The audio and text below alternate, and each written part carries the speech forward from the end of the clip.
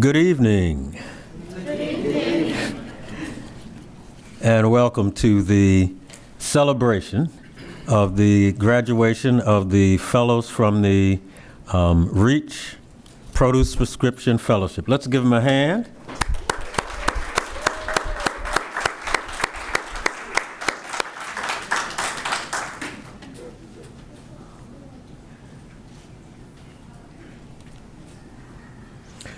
For anybody who knows someone who is not here but wanted to, if you can look at the screen and sort of email or text them that link. This is being live streamed so they can watch it. And if you take a picture of that and they click on the QR code, that will get them there even quicker without having to type.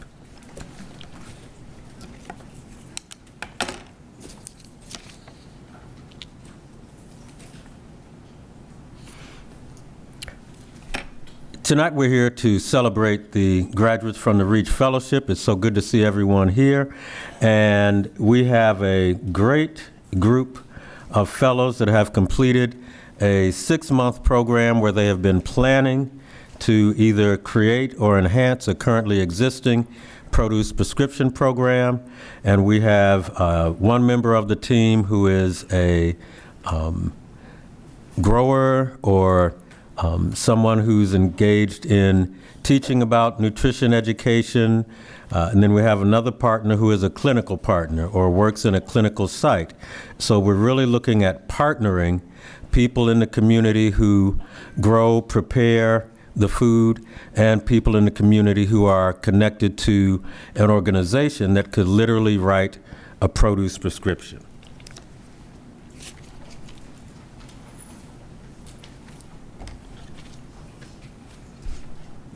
I want to give thanks to those who have partnered with us for this.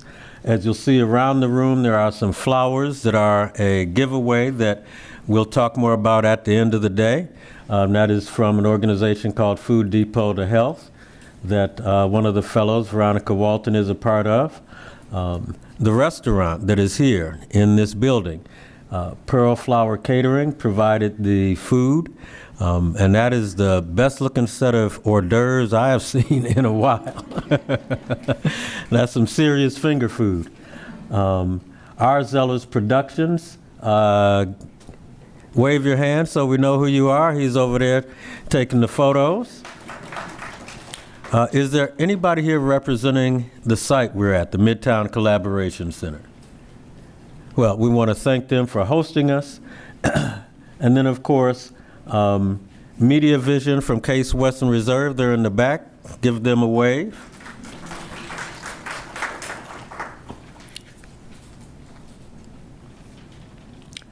And about the REACH project.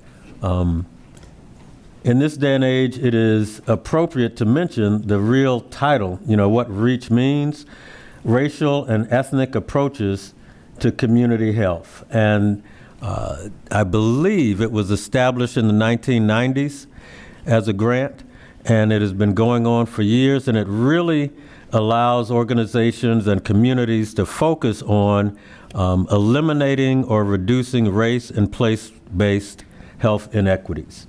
And the Cuyahoga County Board of Health is the overarching organization that got the REACH grant that this fellowship is a part of. And their strategy is really focusing on a few things. And the part that we're really playing is number one there. And so if you'll just read what's in the green, and a little later our keynote speaker will address the broader nature of what the REACH project is about, the various components that are happening in Cuyahoga County.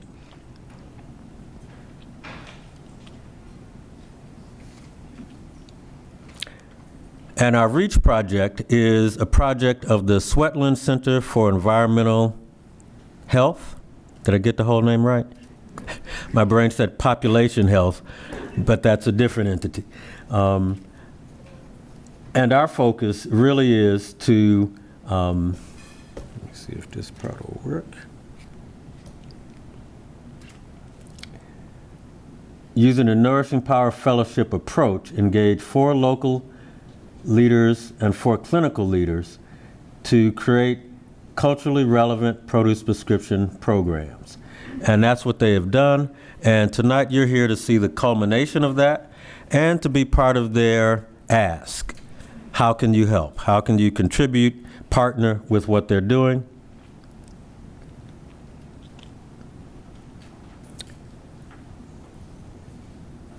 And I'm looking here, really want to focus on this particular part of the project where it talks about maximizing freedom, agency, and dignity in food traditions that lead to holistic health among residents at the highest risk or burden of chronic diseases in Cuyahoga County.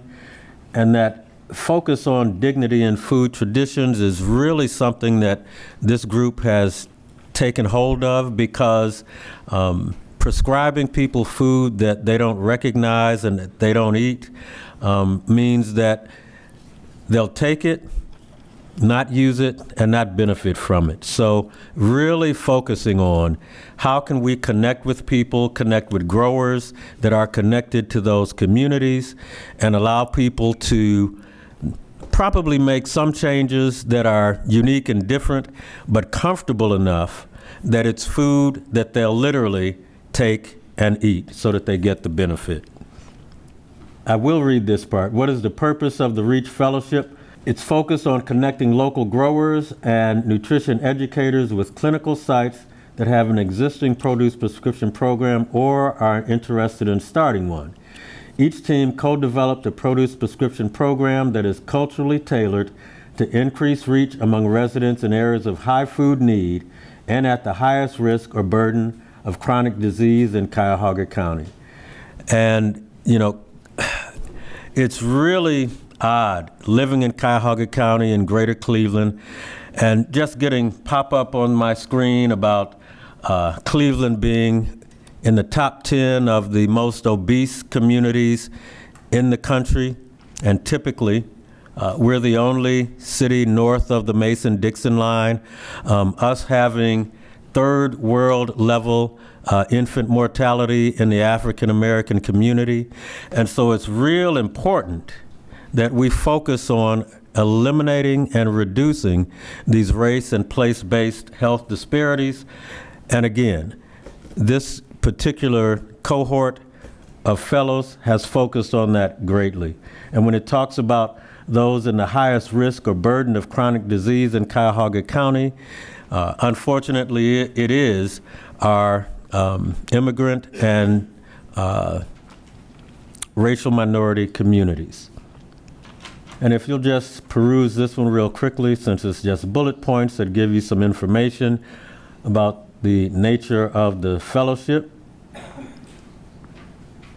And this gives you a brief overview of what the cohort members actually did.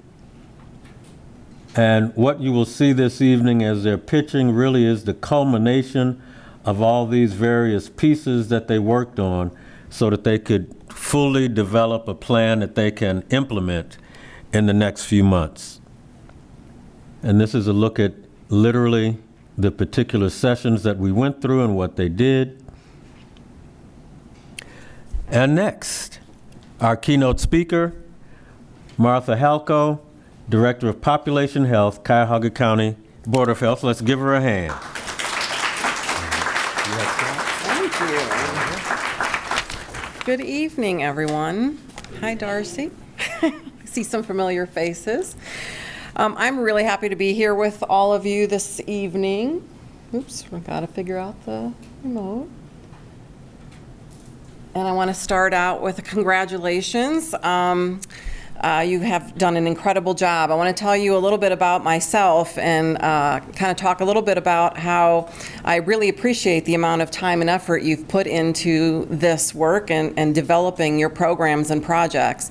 As someone who's worked in project development and program development, sometimes the time commitment and planning is minimized, and it is a lot of work to understand all aspects of that. What does the community need? What does the data say? How can we make this work? How do we work with all the partners. So kudos to all of you.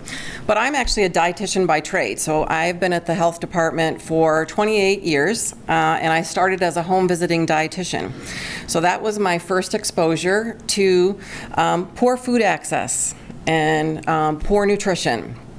So it was actually a really significant springboard for me, because I worked primarily in the urban core of our county, so in our black and brown communities, coming with my bright-eyed, bushy-tailed college student, and like, you know, fresh graduate, like, hey, you know, we need you to eat healthier. Well, you know, access is not there. So competing priorities, different challenges, and really kind of understanding, you know, how can we support families in accessing better food for their families, for their children, and kind of the but why question. Why is there not access in communities to healthy foods, nutritious foods? And how can we ensure that we create opportunities for folks to make it easier to access healthier foods? Again, after serving as a home visiting dietitian, I actually worked very early on chronic disease prevention programs. This will age me, but I worked on the 5-a-day project, one of the very earliest, eat 5 fruits and vegetables a day, and then sort of graduated through chronic disease prevention programs that focused on our communities of greatest need.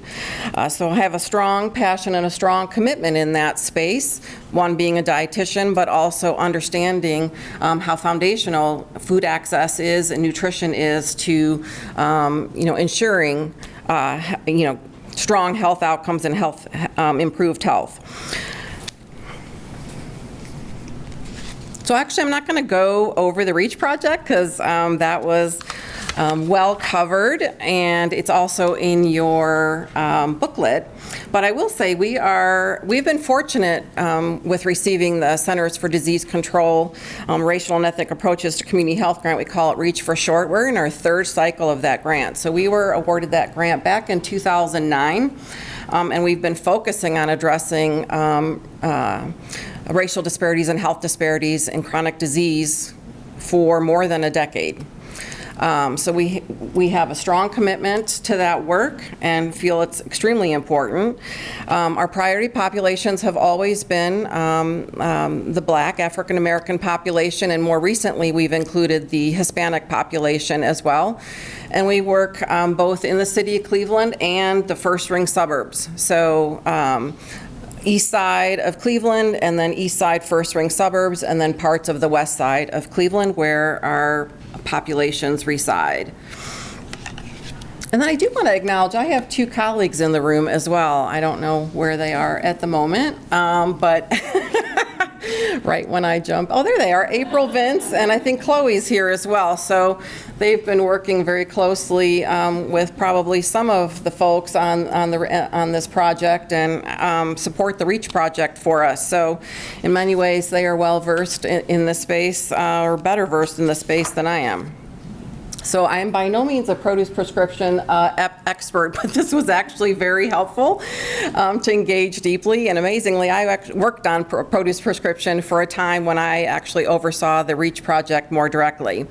But just to give those who may not know what it is, it's basically a program that allows individuals who are eligible, so those who are dealing with chronic diseases, to be connected to a healthcare provider who can then in turn prescribe a prescription for fruits and vegetables that then they can redeem at farmers markets, grocery stores, or other community locations or food distribution sites. It's a great opportunity for families because it provides free or discounted fruits and vegetables, and it helps support the whole family. And this is an area where, as a home visiting dietitian, I saw that there was not that access to fresh fruits and vegetables. It was canned items. It was not fresh items. We also have done corner store projects. So we've worked to bring fruits and vegetables into communities where we know that they can't access it. In many cases, I had families who had to travel to neighboring communities And then we'll talk about this later, but then transportation, if that's a barrier, we're having families having to go, whether it's on bus routes or, traveling quite a distance, unfortunately, sometimes even walking to access the fresh fruits and vegetables that they need for their families, and oftentimes they went without. So prescriptions are provided on a monthly basis, and oftentimes it's accompanied by nutrition education as well. So I only share this because this is my blast from the past. I actually was involved in produce prescriptions, one of the earlier programs that was in partnership with CASE as well. And this was a case study, a success story that was written up under the REACH grant titled Fresh Produce, a New Prescription for High Blood Pressure in Cuyahoga County. It was one of our earliest programs. And through this project, over 600 low-income patients with high blood pressure had better access to nutrition education and affordable produce in Cuyahoga County. So we've been working on this for quite a while. So we definitely look forward to hearing what all of you have been able to put together in your groups. So we appreciate this collaboration with CASE. We've worked with CASE on produce prescription in a number of capacities historically as well. But again, the focus being on expanding the produce prescription programs and in innovative ways that we can make them sustainable as well. So I want to present some of the data that we're often having to sit with, and I think it really provides a foundation for why we need this innovative work in our community. So we know that Cuyahoga County ranks in the bottom third of all 88 counties in Ohio for residents' health outcomes, and this has been consistent for a very long time.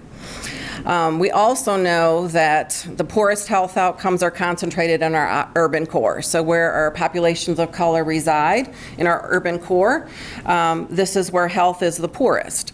So there is poor access to opportunities to achieve full health potential, and so in this particular discussion, it's also a space where we have poor access to healthy, nutritious foods.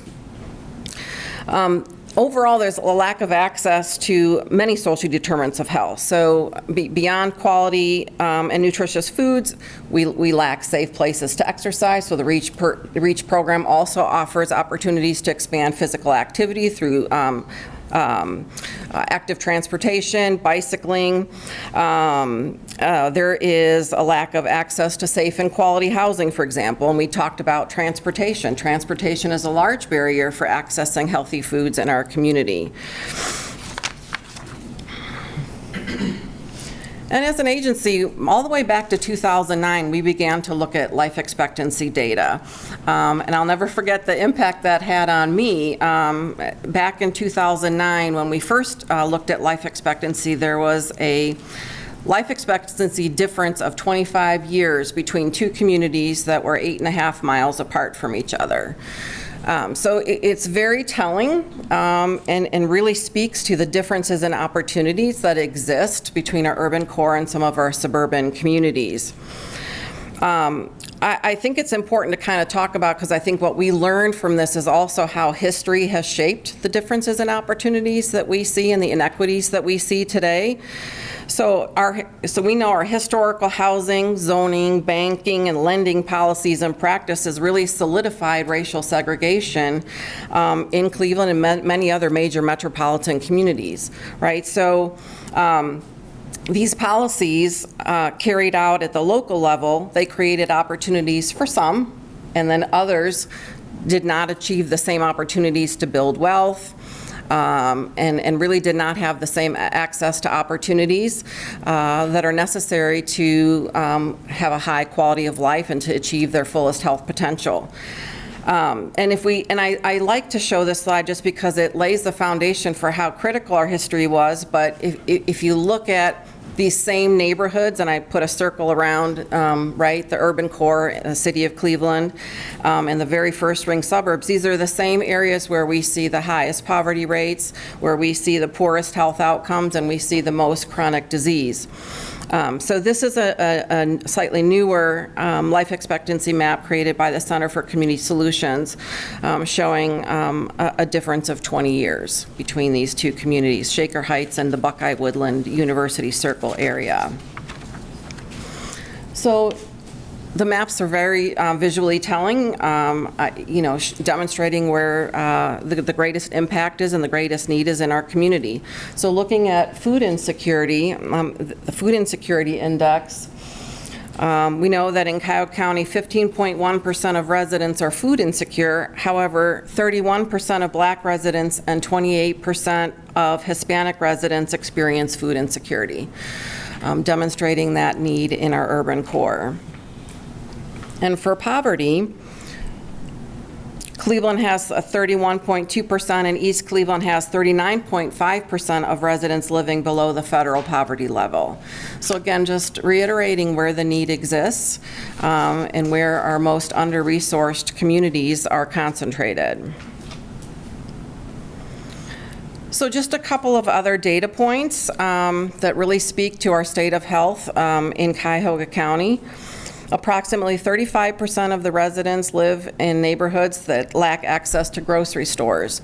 And again, we know where that is lacking. We've actually done some work on grocery store access in the past, and had several maps and things created at some point, and reports that spoke to that lack of access in our urban core.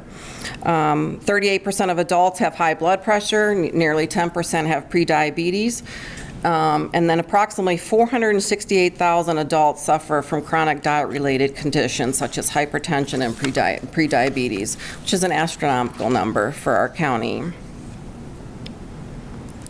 So what is the value proposition? Why does it matter, right? Because we know food is medicine. It's such a foundational piece, both culturally, but also for health, right? It's social, it's tradition, it's culture, but most importantly, it's medicine. And it's something that resonates with me as a dietitian, a lot. It's something that was overwhelming sometimes when I saw the lack of access and the lack of opportunity for families to access healthy food in their communities. It's something that really everyone should have access to and deserves to have access to.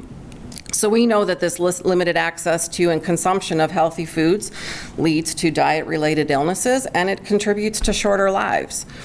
And we also know where folks are living shorter lives. There's also a significant economic burden associated with diet-related illnesses through healthcare costs and then lost productivity. So when folks are living sicker longer, they're actually not able to be as productive or maybe not able to work. One data point was kind of profound. Diet-related chronic diseases are associated with 85% of healthcare spending in the U.S. So it's really somewhere where we should be making more investment and looking for innovative ways to ensure folks have access to something that is considered really a basic need.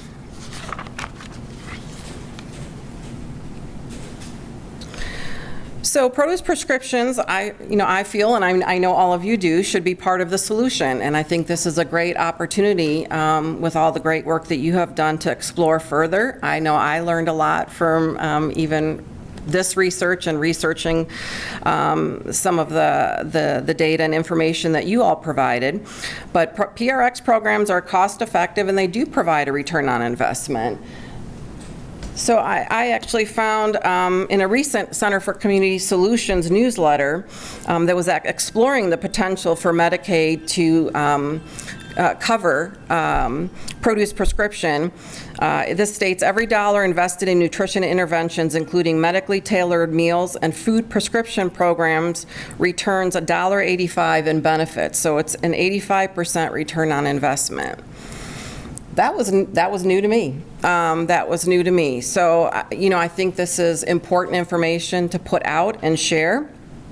and some of the resources that you all had collected too had great return on investment and cost effectiveness information. So there was a modeling study that was cited that if produce prescriptions were covered, fruit and vegetable incentives could lead to $39.7 billion of annual health care savings for eligible Medicaid and Medicare beneficiaries.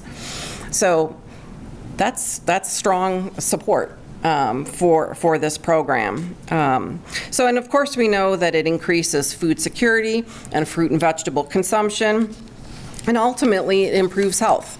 And again, going back to being a dietitian, I've seen children begin to thrive that were not thriving prior to having access to healthy foods, and same with their families. So it can make a profound difference.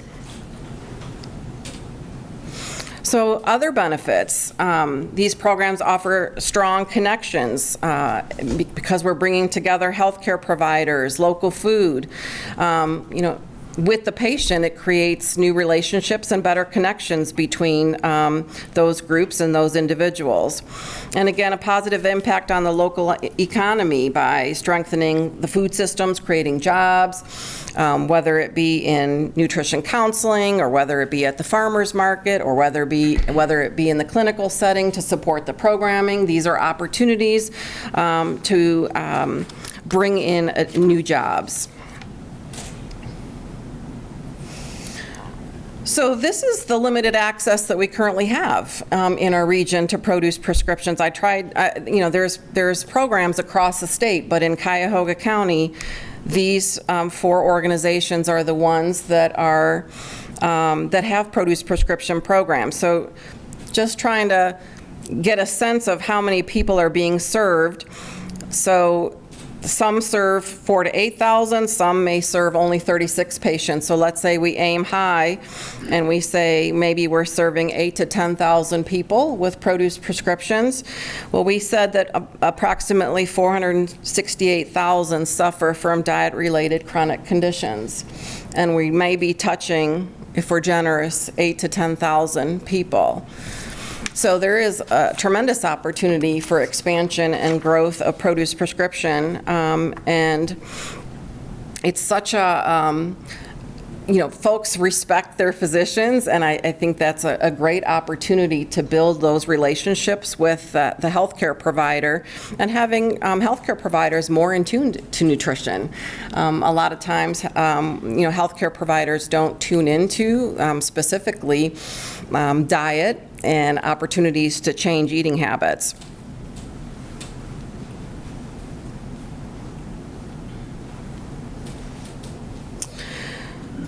So I know that all of your work is about, elevating the need to expand and invest in produce prescription. And I will say I am more convinced than I was before I actually dove this deeply into it. I've always been committed, but I had not really saturated into some of the data and cost effectiveness and return on investment data. So there's strong evidence to show PRX programs improve health outcomes, reduce chronic disease, and reduce ER visits. So you eat better, you feel better, you're healthier, and you're going to improve overall health and quality of life. They are cost effective. They have a return on investment that's positive. I just shared one data point here, which was a long-term ROI. For every $1 million invested in PRX, studies showed $2.5 million in reduced healthcare costs. And we know healthcare costs is one of our biggest economic drivers. It's a very, very big impact. So by improving health, we really have the opportunity to reduce those costs. And back to my 5-a-day days, we've always said that making the healthy choice should be an easier choice. And this is one way of doing that. And I elevated this from some of the documentation you all actually created in your report, which was anyone in Cuyahoga County who needs a produce prescription should be able to access one through their healthcare provider. So there's a tremendous opportunity for expansion. So congratulations to all of you. It's a great accomplishment. So, and thank you for having me.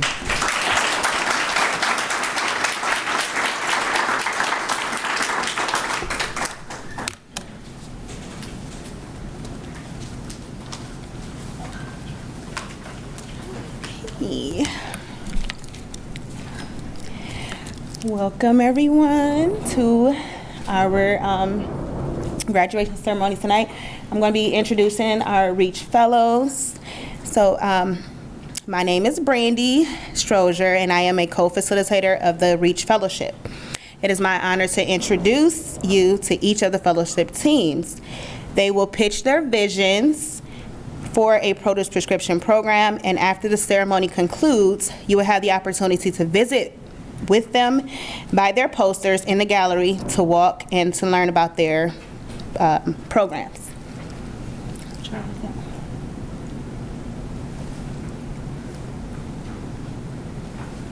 All right, so our first team is Tim Lewis and Veronica Walton. Their program is called The Root of It All. Tim is an experienced professional with over a decade of expertise in agriculture and marketing. As the Outreach Director of Ridall Green Partnership and Director of Outreach and Diversity, Equity, and Inclusion at Reverb Wellness Hemp Cultivation and Processing, he leverages content creation and events to educate the community on green practices.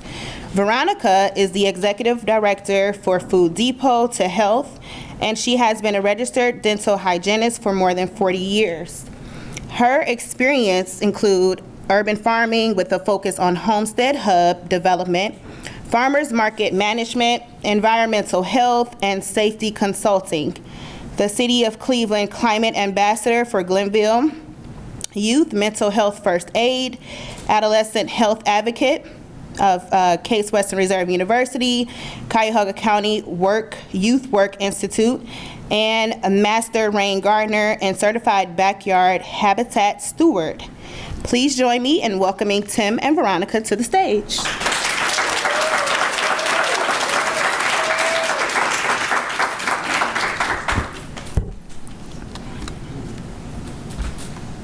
I think we have to change with this, right?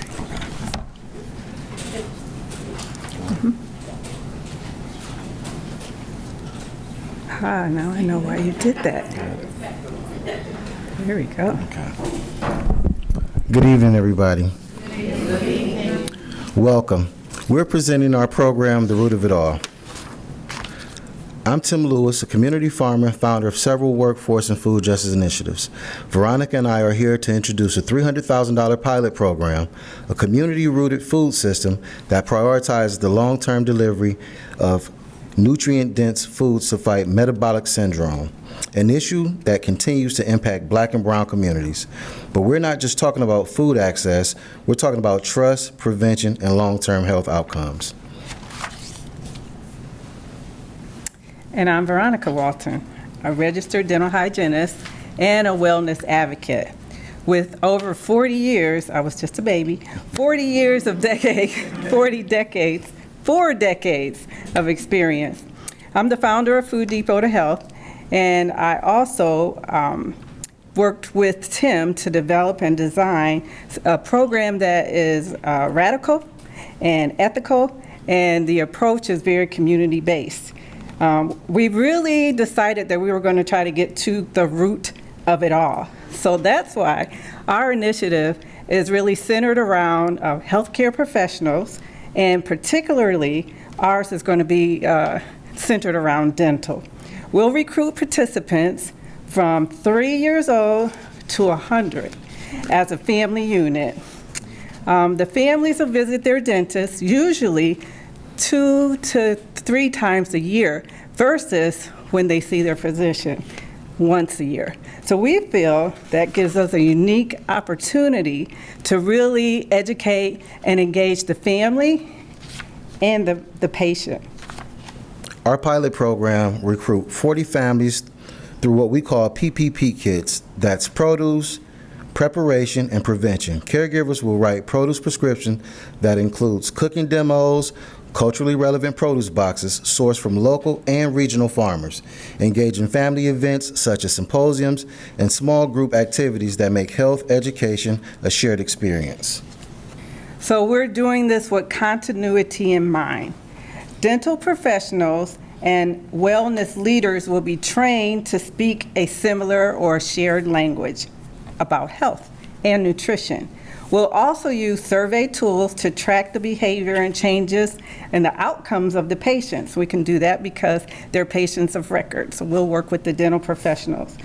We're partnering with other organizations, however, like Ghetto Therapy, Golden Ciphers, and Food Depot to Health therapeutic horticulture practitioners to create a holistic space for families. So they are rooted in their culture, it's relevant, and they have an emotional safety mechanism.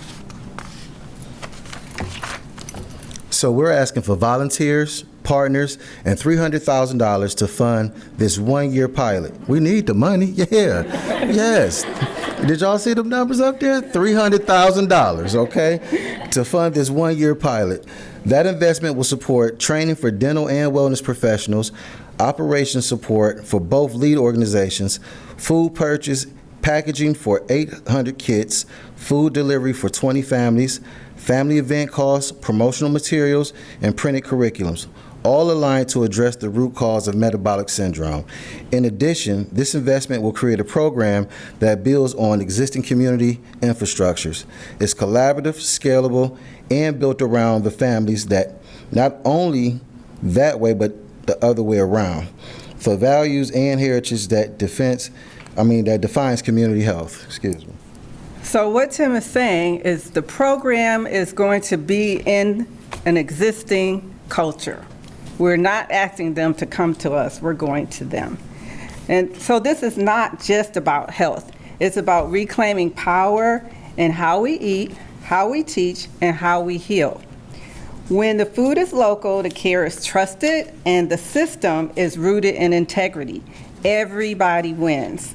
We believe the future of community health and minimizing the harmful effects of metabolic syndrome is relational and not transactional. And that starts with the root of it all.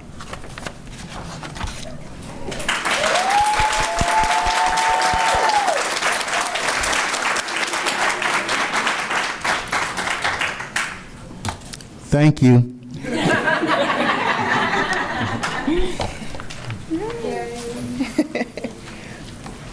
Thank you, Tim and Veronica. All right, so the next team will be Miss Azia Aretskin-Harrington and Beverly Cody. Their program is called The Taste of Home. So Azia is a clinical coordinator at Metro Health's FAM Clinic and a graduate of Baldwin Wallace University. For more than a decade, she has supported community-based research and grassroots initiatives to enhance client agency and improve cultural relevance within food security nonprofits throughout Cuyahoga County. Beverly is a graduate of Cleveland State University with a degree in urban studies. She served in food corps in Cleveland and volunteered in various grassroots organizations. As an urban farmer, she collaborates with healthcare providers to provide access to fresh, seasonal produce and plant-based remedies. Please join me in welcoming Azia and Beverly.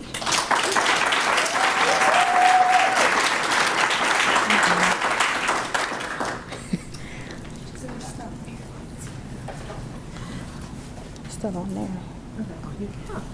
There's no slides. Oh, you don't have slides? They don't have slides? Okay. Okay.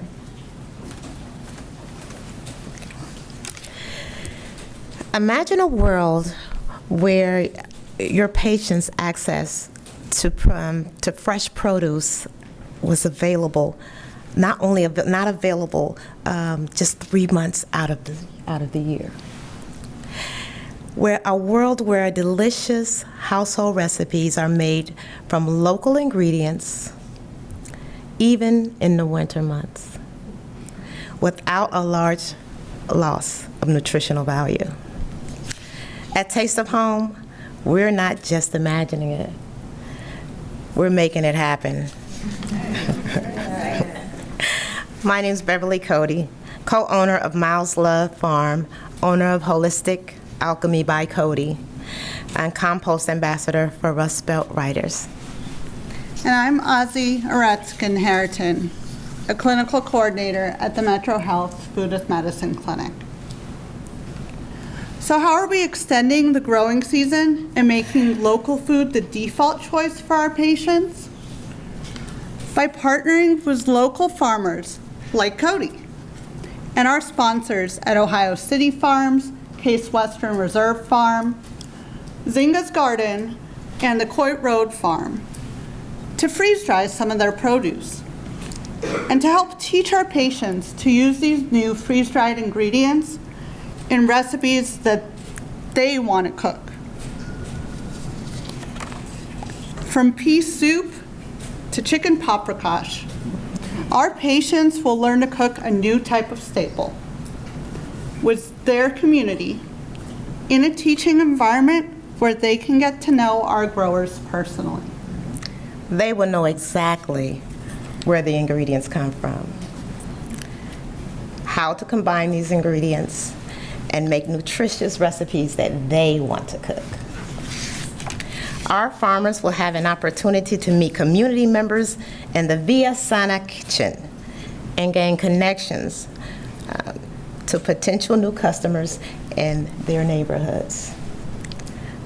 Our patients will get to build community, all while trying new ingredients in a low-risk environment of the food as medicine clinic. And all this happens before they even have to pay for it. All while allowing our clinics to provide a broader variety of local produce while being less dependent on pricey, processed, canned goods. So, how can you support this endeavor? With your help, we will raise $25,000 to support a commercial freeze dryer and to help compensate our farmers. Together, we will help food as medicine patients create memories with their families that last a lifetime. Their cultural heritage will blossom at the center of everything they cook. Thank you.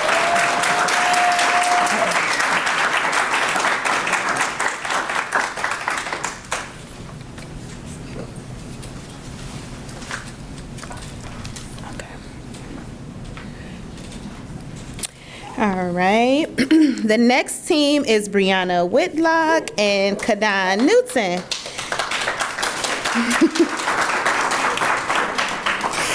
Their program is called Flourish RX. Brianna is a food justice coordinator, full spectrum doula, and communication strategist committed to advancing health equity in low-income communities.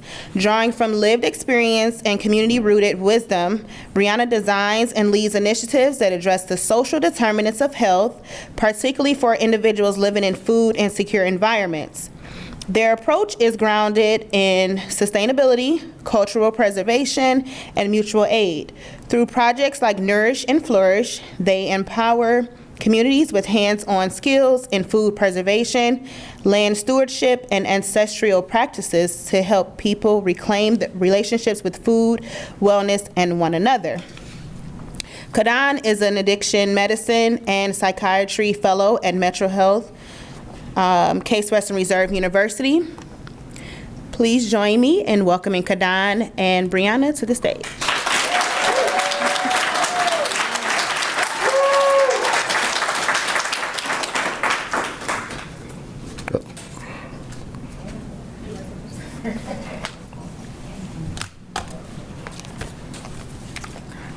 Good evening. As mentioned, I'm Dr. Kadan Newton. I'm actually now an addiction psychiatrist at the Cleveland Clinic. Recently graduated from the Addiction Medicine Fellowship at Metro Health.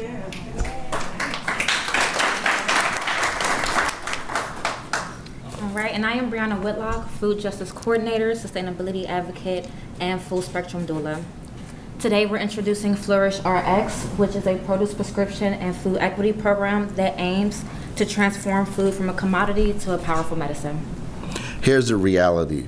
Food apartheid is not just about hunger, It's about health outcomes. In neighborhoods like Lee Harvard, food scarcity leads to preventable chronic illnesses like diabetes, hypertension, and it can worsen substance use disorder and mental health illnesses. How, you ask? It's because chronic stress from trauma and malnutrition literally reshapes the brain from an early age. And these are upstream problems that downstream medical systems are trying, but they're failing to solve. So FlourishRx addresses this at the root. We go beyond prescribing medicine and we aim to prescribe food, community, and empowerment. We go beyond traditional healthcare and we strive for community wellness. We partner with local farmers, growers, and cooperatives such as Little Africa Food Co-op and Urban Farming Collective to make sure we're addressing more than just poverty and health issues, but also the underlying factors of sustainability and transportation. Through government food programs, prescription grants, and value-based care models, we ensure growers are paid to heal. And there's typically three components how this can help farmers. In the Wholesome Wave pilot, it showed that about, on average, farmers that participated in prescription produce programs saw an increase in revenue from 15 to 20%. It actually guaranteed demand. It was predictable. Farmers didn't have to depend on like seasonal shortages, and they would have access to reliable on-demand customers that came via the produce prescription program. It was also a local economic multiplier.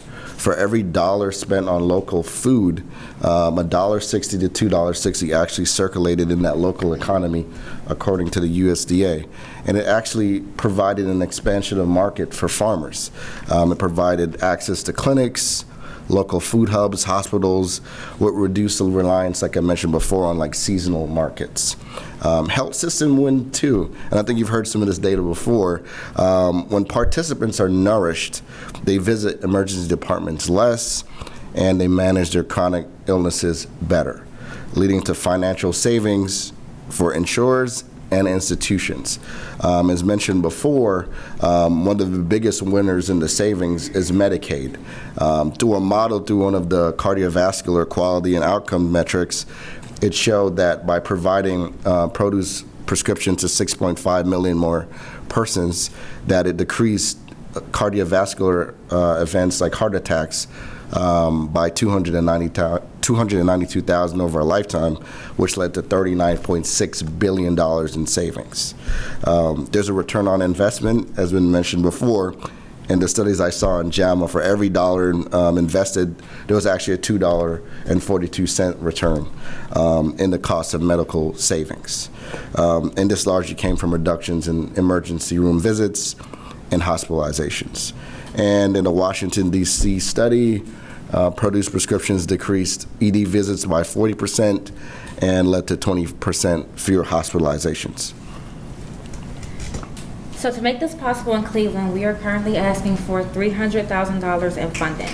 This would expand FlourishRx, scale our nutritional program, and build data infrastructure. To provide more details, we would like to include in that our website maintenance, marketing and outreach, a food delivery program, which would include a food truck. We also want to have a tracking system for our feedback and prescription usage, preservation and nutrition classes, as well as farming and gardening classes. With your support, we can show the healthcare industry what real prevention looks like and make it profitable. FlourishRx is bridging hospitals to harvest. It's healthcare reimagined. Are you ready to grow with us?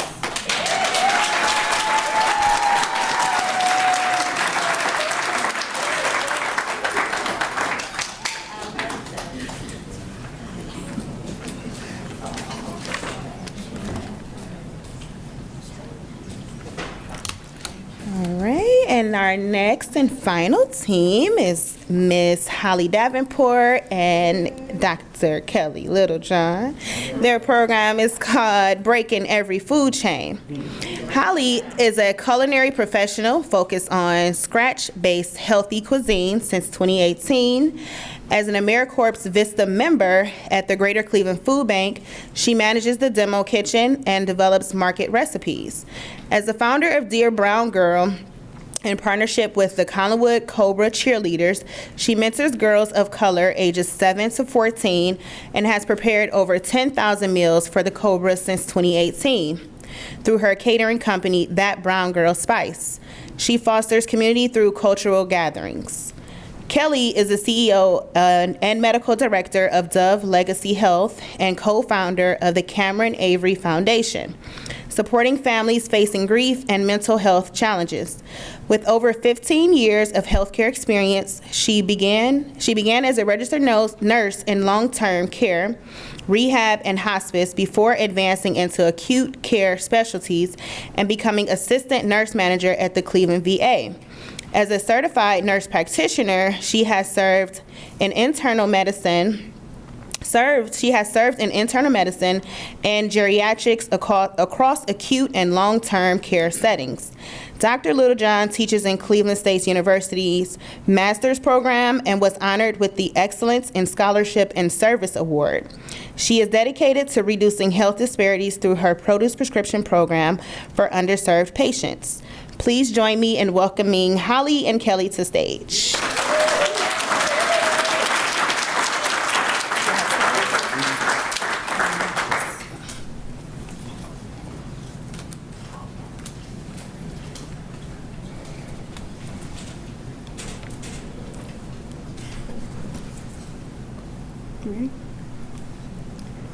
So you go into your annual physical exam, you get your blood pressure taken, and you realize it's higher than usual. So the doctor comes in and decides that they want to put you on blood pressure medication. They give you a little bit of information and tell you to come back in about 2 weeks. You leave there more confused than you were when you came in the door. You have little help outside of there, and you don't know what to do next. That's where we come in. My name is Dr. Kelly Littlejohn. I'm a nurse practitioner, and I'm the CEO of Dove Legacy Health. We're here, you are family. And my name is Holly Davenport, and I am the owner and creator of That Brown Girl Spice, where food and community meet to redefine culture. And together, we are breaking every food chain. Our vision is to change the perception of fresh fruits and vegetables by including culturally appealing and beneficial meals throughout the community. We plan on doing that by building strong community and fostering intergenerational relationships regardless of income or insurance. African American communities such as East Cleveland and Collinwood are plagued with significant health disparities. Those problems stem from systematic inequities, a lack of healthy and cultural relevant education, and intergenerational engagement needed for lasting community wellness and empowerment. This is my partner, Holly. She is a passionate community leader. She even gives up her free time so that she can volunteer to be a cheerleading coach while teaching these girls how to be self-confident and also giving them free meals through this program throughout the year. And this is Dr. Kelly Littlejohn. Her extensive healthcare knowledge and passion for caring for seniors more about their wellness and not their finances is what makes her a great partner in this community initiative. Together, we work seamlessly, knowing when to lead, when to listen, and also when to create strategic ideas. So, who will we make this happen with? The collaborators that we plan to partner with, of course, the REACH Fellowship, sponsored by the Swetland Center, provided by Case Western Reserve, the Greater Cleveland Food Bank, the Collinwood Cobras, the Cameron Avery Foundation, Dove Legacy Health, LLC, That Brown Girl Spice, New Hope Fellowship Baptist Church, and the Northeast Ohio Black Health Coalition. We gave y'all a lot of information just now, and I know y'all wondering, how are we gonna do this?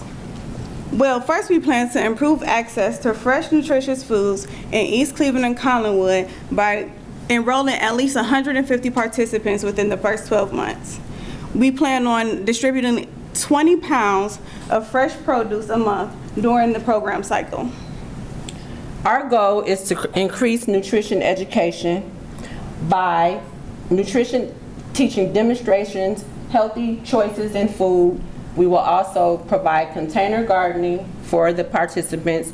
We plan to enroll at least 80% of the participants in monthly nutrition education courses. We will also reduce the nutrition education pre and post in the screening. We plan on reducing risk factors associated with diet-related chronic disease by obtaining baseline and follow-up assessments of patients on at least 90% of our participants during the program. We plan to achieve a 10% reduction in blood pressure and BMIs within 10 months. And also, we would like to conduct mental health screenings on 100% of our participants at the beginning, 6 months, and 12 months into our program to ensure that they are improving. So, over the next 5 years, we not only plan to transform Collinwood and East Cleveland, we plan to spread to the neighboring communities in the city of Cleveland while providing sustainable measures. We also plan to take this pilot and take it United States. We plan to be traveling the world, showing the world how to eat better with fresh produce and prescriptions. So now I know y'all are just sitting on the edge of y'all seat. Can't wait to figure out how you can help us, right? First thing you can do is donate some money, but you can also sponsor one adult for $100 or a child for $75. Imagine a future where every forkful is nourished. Imagine intergenerational relationships coming together, the elderly and the young. Imagine being responsible for your own gardens. We are the team to do that. Join us as the champions in the Food is Medicine project and approach by breaking every food chain.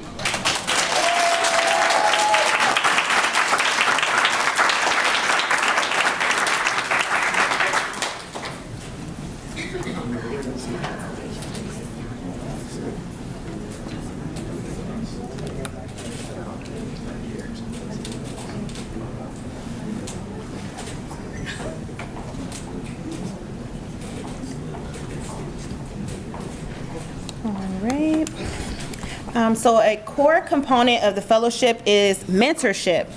So back in April, we had a meet and greet dinner where the fellows were introduced to a group of potential mentors who have hands-on experience working collaboratively to realize food justice.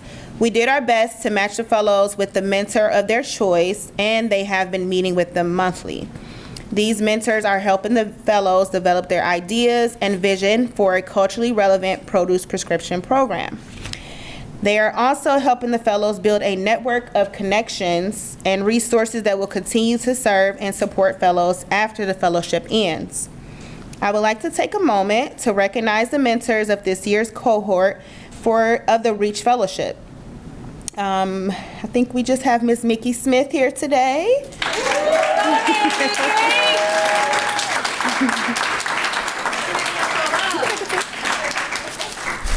Miss Mickey, we have a gift for you.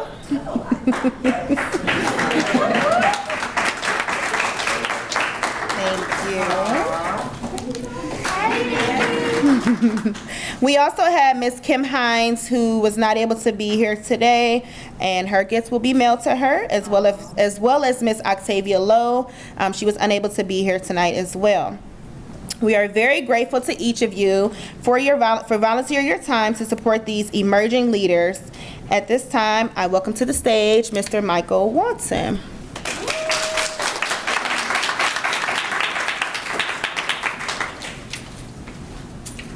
So it is my pleasure to give the graduation certificates to our cohort members. But before I do, I just want to highlight a few things that you heard from them, and also to truly thank Martha, because she gave a lot of information that really focuses on the why, and our fellows focused on the, so now what do we do?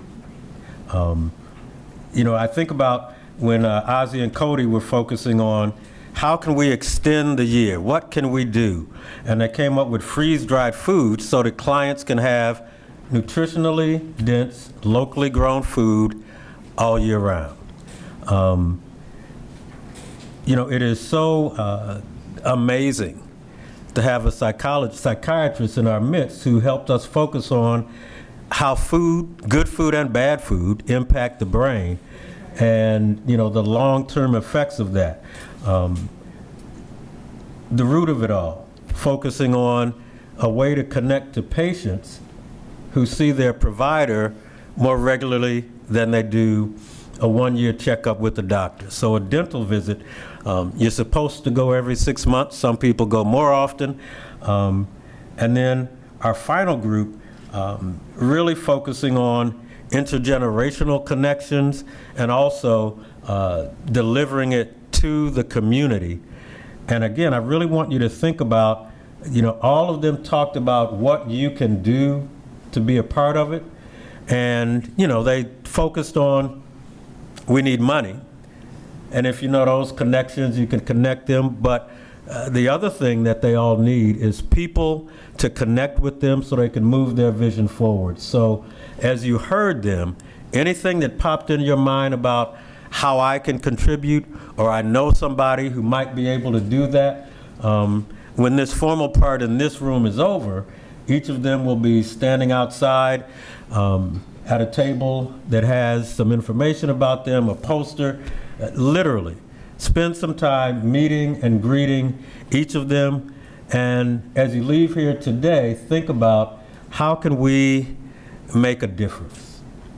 The statistic that got me involved in this when I was 45 is that there was a 20-year mortality difference between black men in the core of Cleveland and white men in Lyndhurst. And folks kept telling me that data is old, that data is old. So thank you again, Martha, for bringing a new study that showed the same 24-year difference. At 65, I'm a statistical anomaly in the neighborhood that I live in Cleveland. That's crazy to me. Crazy. 64 or 88. All that you would miss, and your grandchildren, and your great-grandchildren. So this is real. I actually need to get some bags. Well, so are we going to give them the bag when we give them the certificate? Okay, so what we'd like you to do, and where's our photographer? Right over there. You're going to get your certificate, your bag, and we want you to stand and smile when you see the photographer in the back. And we're going to do this alphabetical by first name, so you won't be coming up with your partner. You'll be coming as an individual. Asia, step forward.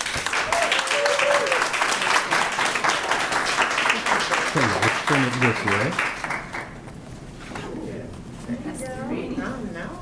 All right. Here's your bag. Thank you. And next, Beverly Cody, step right up. Congratulations. Thank you.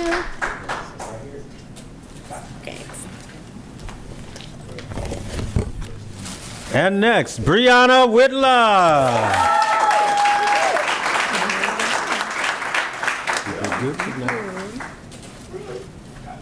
Take that with you.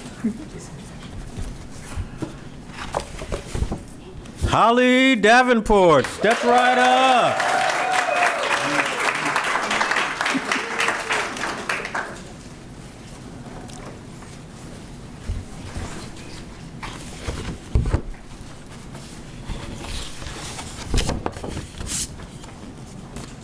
Come on, Doctor. Kedan Newton.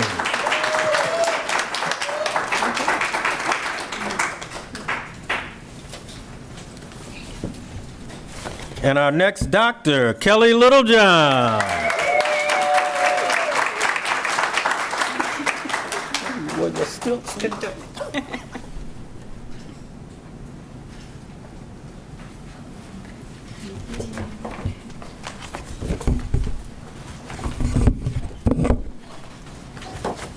Timothy Lewis.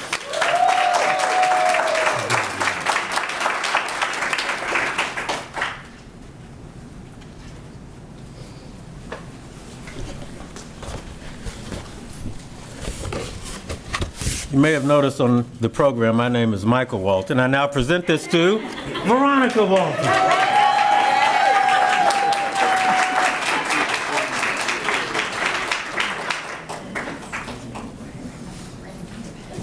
Can we get a group photo? Yes. So, we'd now like the graduates to step forward for a group photo.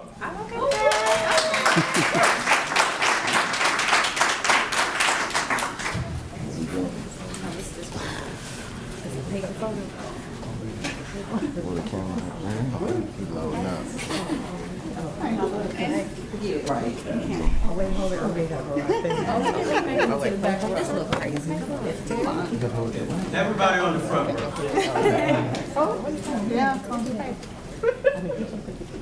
All right. We'll get a few of them right there. 1, 2, and 3. Let's see, couple more. 1, 2, and 3. And one more. 1, 2, and 3.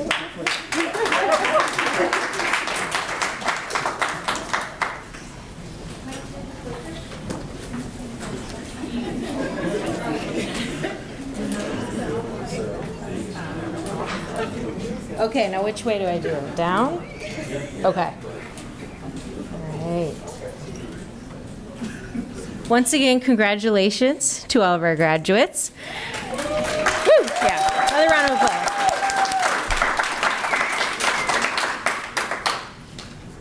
Okay. So my name is Linnea Webb. I work here at the Marian Swetland Center for Environmental Health at Case Western. It's been my honor to serve alongside Brandy and Mike and get to meet all of these incredible fellows. I can't believe it's already been over 6 months and you guys are graduating. But it's been really rewarding to see. This is our 3rd fellowship that I've been a part of.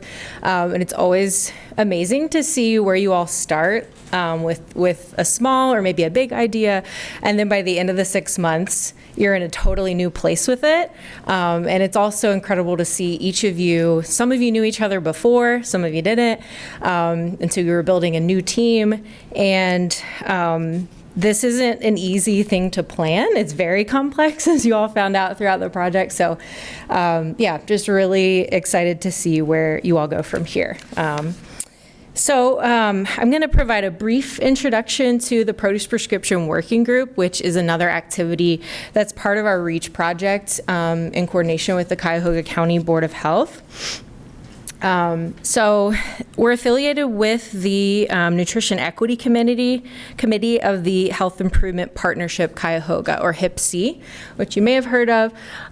So they have been around for over 15 years, and it's a group of folks that are committed to advancing policy, environmental, and lifestyle changes for everyone who lives, works, learns, and plays in Cuyahoga County. And so there was a community health needs assessment done in Cuyahoga County a few years ago. And one of the top priorities was increasing access to healthier foods. As Martha shared, there's a lot of data out there, and there's a high need for access to nutritious foods throughout our county.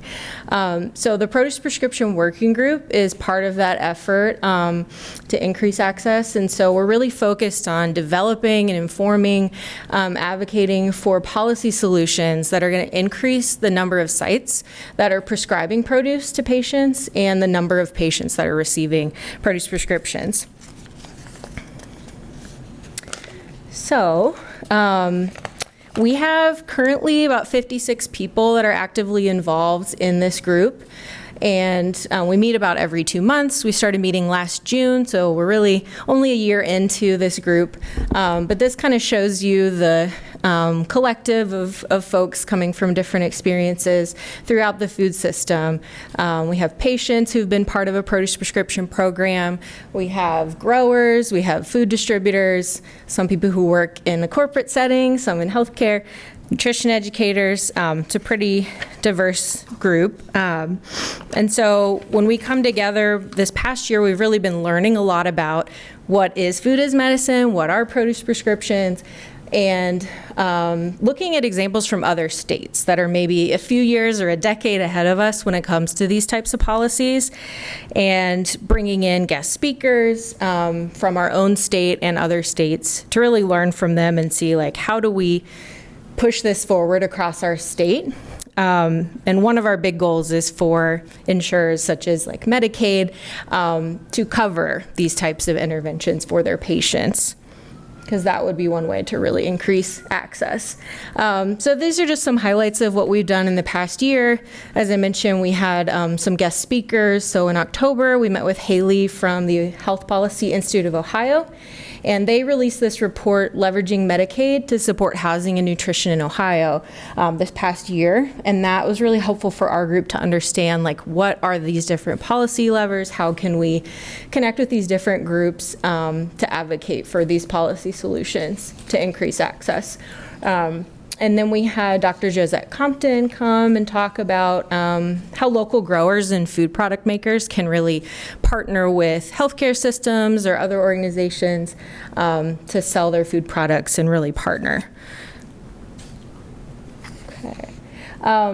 Another part of our REACH project was conducting a landscape analysis. So we interviewed folks who have been a patient in a produce prescription program. They might be someone who implements a program, or they're a local grower, and really asked them a lot of questions about what their experiences have been in these programs and what their recommendations are for improving them and making them culturally relevant to serve the patients that are at the most need. So we had a group of students who worked with us in the spring semester from the Fowler Center in the Weatherhead School of Business, and they put together this entire business case and pitch and like a toolkit for our working group, which we're going to use over the next couple years as we start focusing on specific policy changes that we want to advocate for. And they also led us in a pitching workshop to help our group prepare to pitch to different stakeholders. Okay, and then in our last meeting in June was when we really started to dig in and kind of, we're like, okay, we've got all these policy ideas that we think could have a really high impact, but are they really feasible, at this point in time? And so as a group, we kind of broke out into small groups and talked through all these different options, and came out at the end of that discussion with a few priorities and like, okay, these are really feasible, they're gonna have the most impact. So that's kind of where we're at now. So our next phase, we're meeting again in August over the next year, really focusing on those best bets, or like the policy priorities that are going to have the most impact and be most feasible, and then put together an action plan. So we are still open to new members. So if any of you are interested in getting connected with this policy work, feel free to email me, and that's my email there. And I think that's all we have. So I'm going to turn it over to Dr. Darcy Friedman, who's our director at the Swetland Center, for our closing remarks.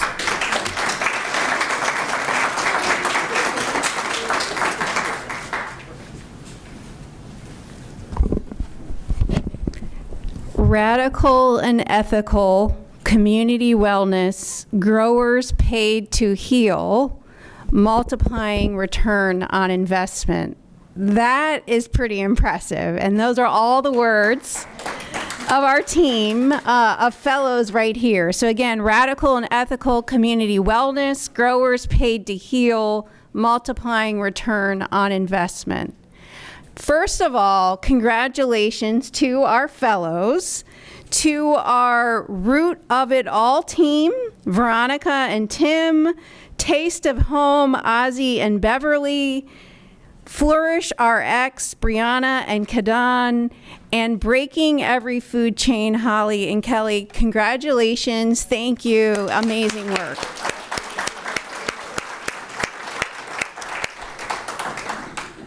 At the Swetland Center, we have a focus on systems. When we think about change, we know that if we put one Band-Aid on this part of the problem, we're going to need to put another Band-Aid on this part of the problem, and then this one will fall off and this. And until we get to the root of the problem and we think about systemic change, all we're going to do is patch the holes. And so when I think about what you all just presented to us, you have a completely different way to address the reality that when we keep on doing what we've been doing, we're going to keep on getting what we've been getting. And we know, we saw the data. Martha shared with us. We know in our county right here, I mean, within stone's throw, over 400,000 people have chronic disease. Many of us know what it's like to have chronic disease. We know that it's not fun every day. The challenge of chronic disease is every single day you have to deal with it, right? And anything we can do to reduce that burden adds quality and value to life, and it extends life. And so anything that we can do to try and do something different is worth considering and investing in. And so I think the ideas that we heard today are exciting, different, but they're rooted in the evidence, and they're rooted in ways that I think will increase impact. Not because it is a novel approach, right? We know from the very beginnings of time, food has always been medicine, but it's because it's designed in a way that aligns with what community wants, what community values, and what would have the most impact. So when we talk about the evidence of produce prescription programs, one of the key challenges is the issue of relevance. And like we heard earlier, if you get food that you don't eat, it is very unlikely to get used, right? And so here, essentially, it's a waste of money. And so finding a way to make it culturally relevant not only has the benefit for the patient, but also has that opportunity to circle the resources and the dollars into the community, the people that are providing the programs. So I want to just extend a couple of thanks, and first of all, just acknowledging that this is the third fellowship. We started this idea of a fellowship. Actually, you're the fourth fellowship. We had a pilot that was a smaller fellowship. We started the idea because in academic settings, and as we heard with Kadan said, I'm finishing up my fellowship, one of the most valued positions is a fellowship. Fellowships are usually very selective. There's not many people that get to do it, and it is a place where you go from having a set of skills to having a very specific growth in a certain area of skills. And so it seemed like for an academic institution, a fellowship made sense as a way to open the net, bring in the best of the best, and increase capacity. And so today, not only do we have our 8 new fellow graduates, but I see many other alumni of our fellowship program in the room. Congratulations to our alumni. And that's the reality of how these kinds of things work over time. It's not just that a few people are trained, and anybody that's been in a fellowship knows it. It's you're now part of a network. You're part of a community. You're part of Case Western, and we are here to support you, to promote you, and to hopefully see these things grow. And we're excited to see them grow, and we want to be a part of the team to continue to make that happen. So I'm hopeful that with these 4 projects, we can get to your goal, Martha, that we can have a 40-fold growth of produce prescription programs in Cuyahoga County over the next 5 years, maybe 3 years, 10 years, whatever. Let's set a goal. Reaching 400,000 people who have chronic disease, but hopefully we don't have to keep doing that, because as we're offering more of this kind of programming, fewer people are going to need it. And the thing about these types of programs for probably many of us in the room is once you start changing these patterns of your diet, it's actually pretty easy to keep it up because it tastes good, it makes you feel good, and you feel connected to people. So let's see what it would take to make that happen today as you go out and talk with all of our fellows. Any question you have, any thought you have, like, hey, I've thought about this, have you thought about it? No idea is a bad idea. No connection is a bad connection. We hope you can get to know our fellows a little bit more, spend some time together, and continue to ask questions and continue to stay connected. So one final round of congratulations for our fellows.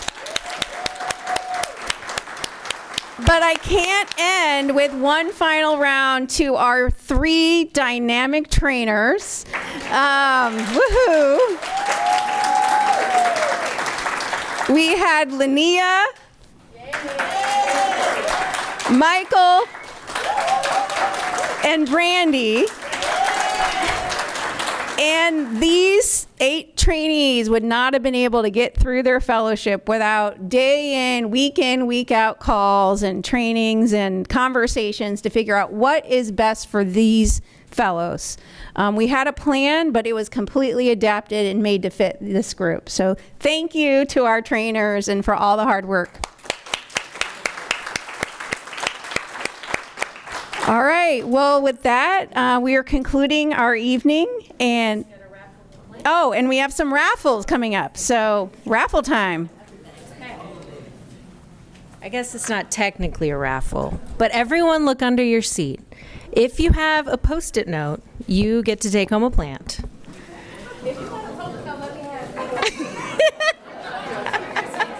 Okay, so now what you get to do, if you have a Post-it note, it's got a number on it. So you get to walk around and find the plant that has the matching number, and that's your plant. There should be 10 altogether. So if we don't have 10, there might be an empty seat that has a number under it. All right, so once you find your plants, feel free to go out in the hall and talk to all the fellows. Over there and 1 through 5 are over there. Okay.